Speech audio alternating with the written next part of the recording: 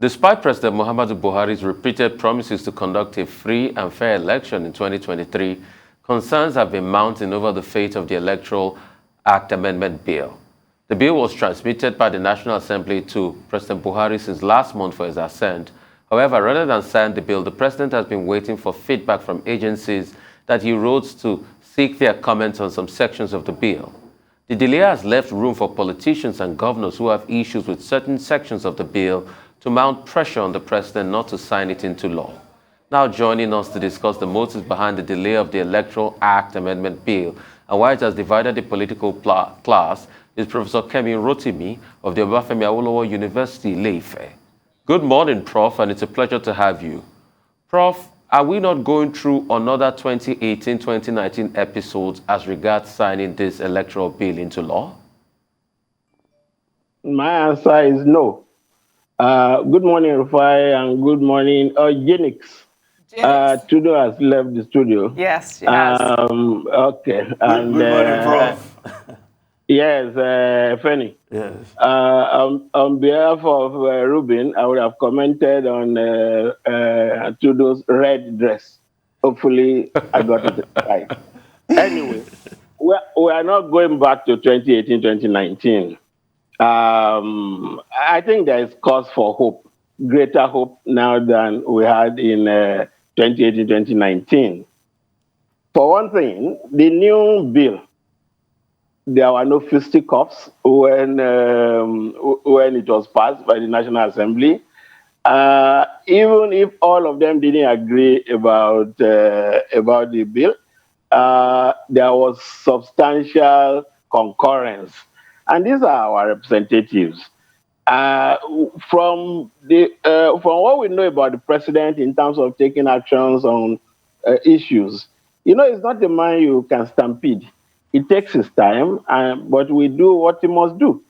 And even just last week, because of the Biden interaction, recommitted himself to leaving a legacy of electoral integrity. I'm hopeful that he will sign the bill. I am hopeful.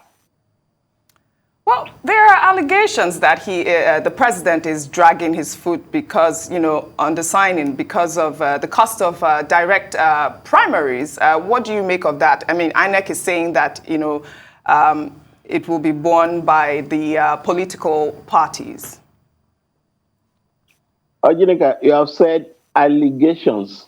Allegations are what they are, allegations. And if you ask me, allegations are usually in the realm of rumor.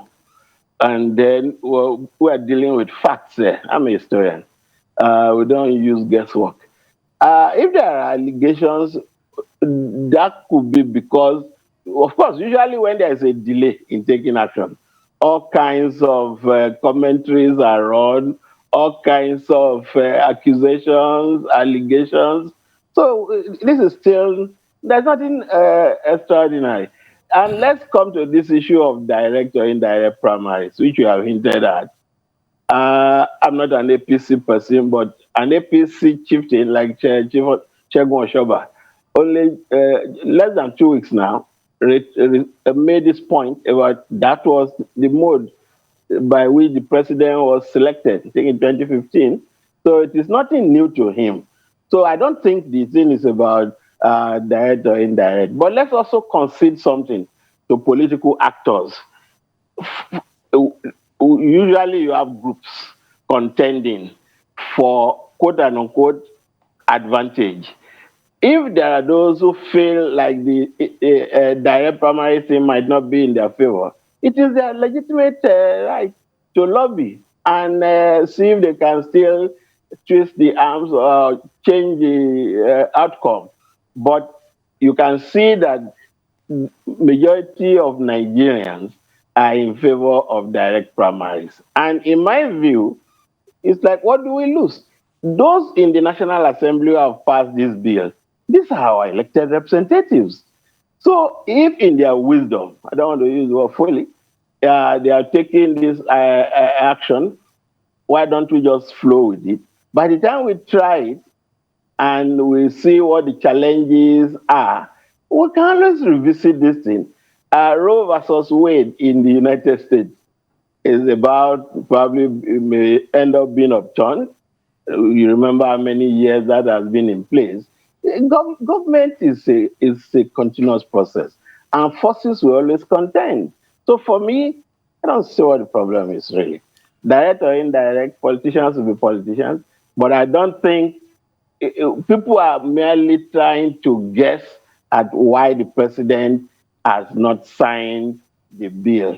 We can go on guessing till kingdom come. We may really not get at why he has not signed. But I am almost certain that before the 19th, which is the due date, he will have taken an action one way or the other.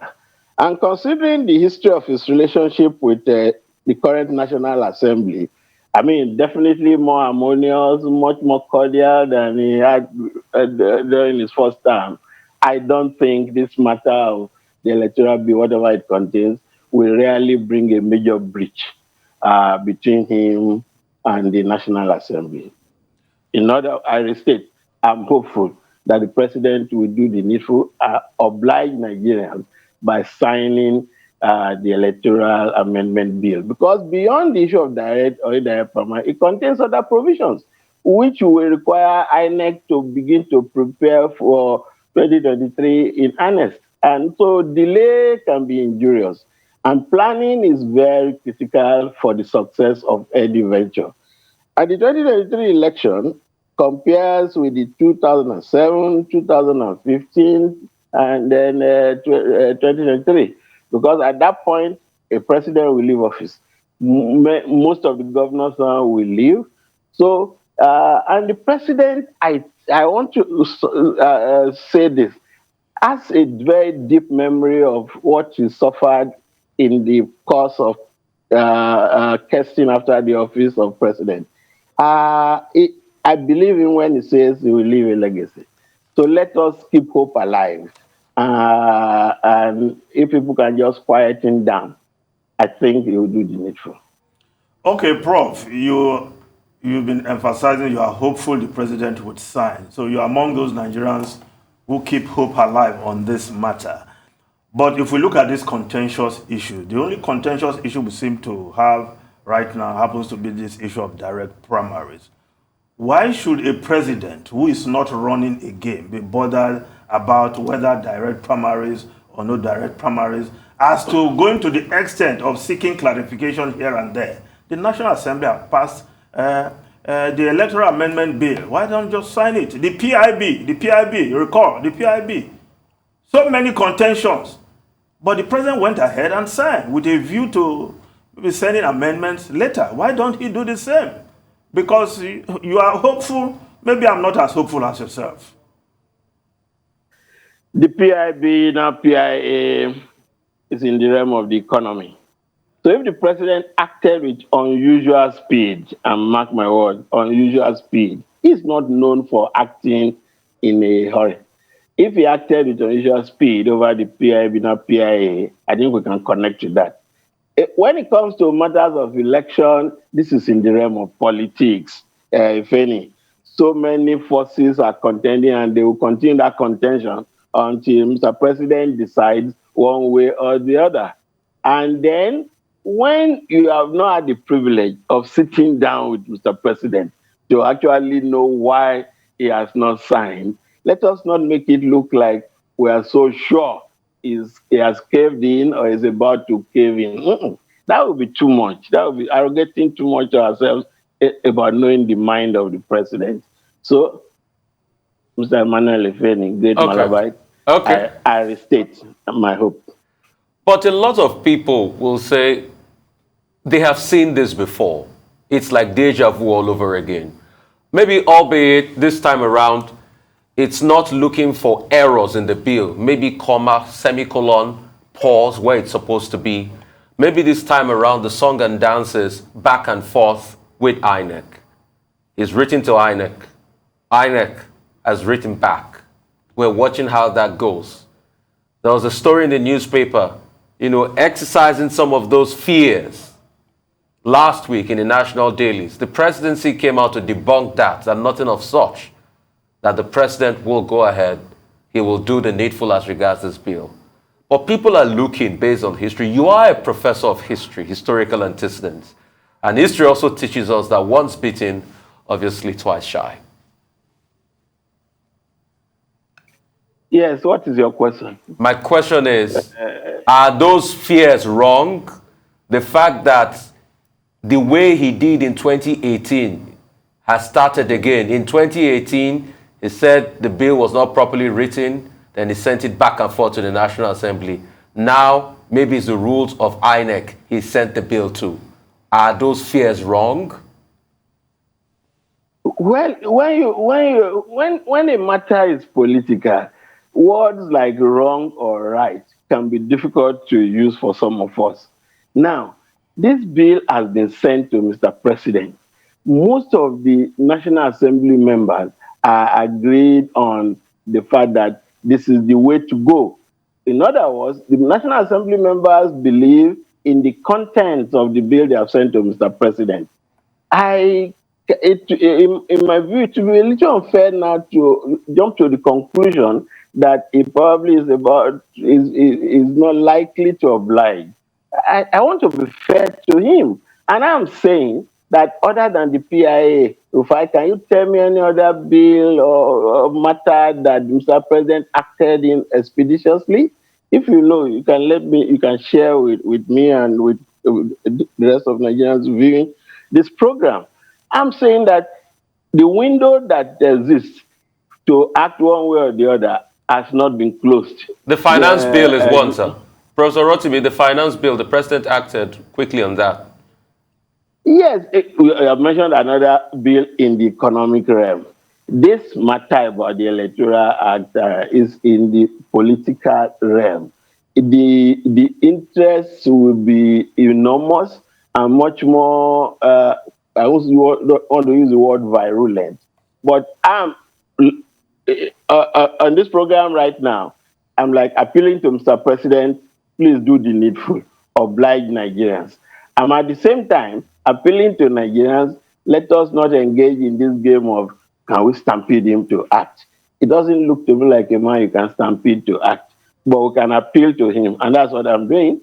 Appealing to Mr. President to act with dispatch, because there are elements in that Electoral Act that will require action by the INEC. Okay, you have talked of a road to the INEC, and the INEC has replied. Please, has anybody seen the letter he wrote, that is the content? And then has anybody seen the reply from INEC? Because if you don't have those facts, it may be difficult to be categorical or assertive when we make some of our claims. I'm saying that, and Mr. President sounding out the INEC doesn't look to me a move that you can complain about, because at the end of the day, it is the INEC that will implement most of the what is provided for in the bill, which we are hoping will become an act. Let us all join this pacifist approach, if you like, of pleading with Mr. President to actually dispatch, because there is need for INEC to prepare far ahead of 2023. Because say what you may. Yes, go on. No, you're right. We're all appealing to the president. Now, if the president does not assent, now the National Assembly has the option of vetoing the president and passing the bill in its present form.